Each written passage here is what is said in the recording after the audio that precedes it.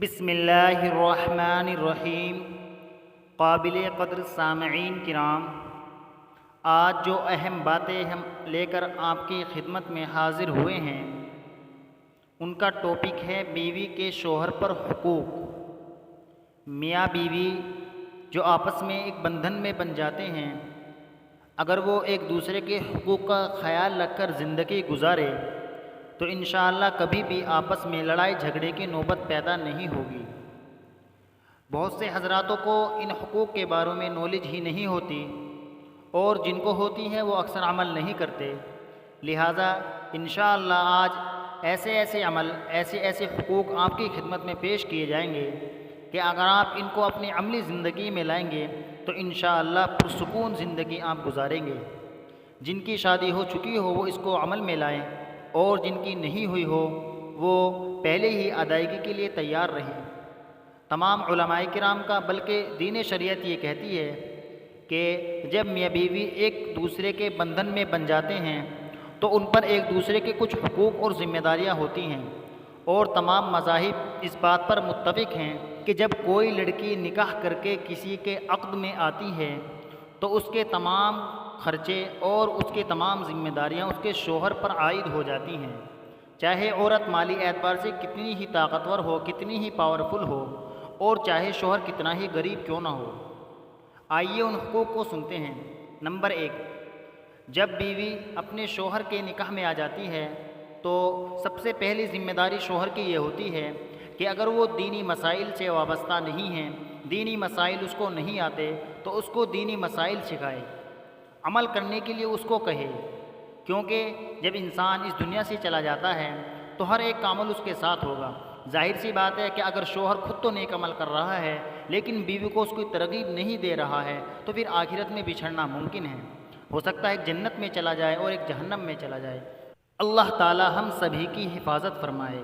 اس لیے سچی محبت اور ہمدردی کا تقاضا یہی ہے کہ انسان اپنے لیے اور اپنی بیوی کے لیے بھی آخرت کی فکر کرے۔ نمبر 2، دنیا کے معاملات سے اپنی بیوی کو حتی الامکان دور رکھے، یعنی باہر کی ٹینشن سے، باہر کی پرابلم سے اپنی بیوی کو حتی الامکان بچانے کی کوشش کرے، کیونکہ بیوی پر ذمہ داری جو عائد ہوتی ہے وہ گھروں کی ذمہ داری عائد ہوتی ہے۔ نمبر 3، حسن اخلاق سے اپنی بیوی کے ساتھ پیش آئے، یعنی کبھی کبھی اس کے ساتھ دل لگی کر لیا کرے اور اس کی ہلکی چھوٹی چھوٹی خامیوں کو برداشت کرے۔ اگر کچھ کمی بھی ہو تو اس کی تنزیہ لہجے میں اصلاح نہ کرے، بلکہ اچھی طریقے سے درستگی کی نیت سے اس کی اصلاح کرے۔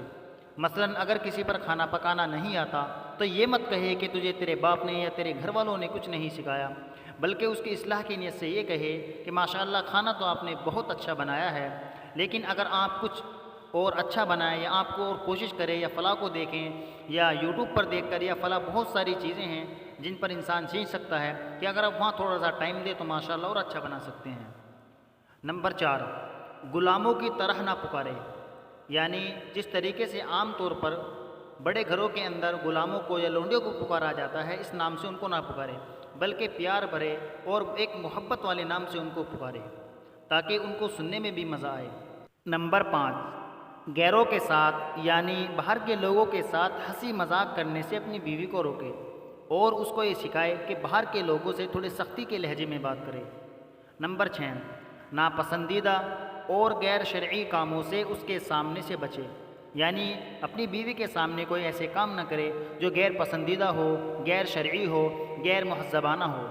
نمبر 7، ہر وقت عورت کو اپنے بستر سے الگ نہ رکھے، کیونکہ دیکھیے یہ ایک عورت کا حق ہے، اور عورت کے لیے اس بات سے زیادہ کوئی بھی چیز تکلیف دہ نہیں ہے کہ اس کا شوہر اس کو اپنے بستر سے الگ رکھے، کیونکہ حدیث شریف کے اندر بھی اس کی ترغیب دی گئی ہے کہ میاں بیوی ایک جگہ آرام کرے، ایک دوسرے کے ہمدرد بنے، یہ اس کا حق ہے۔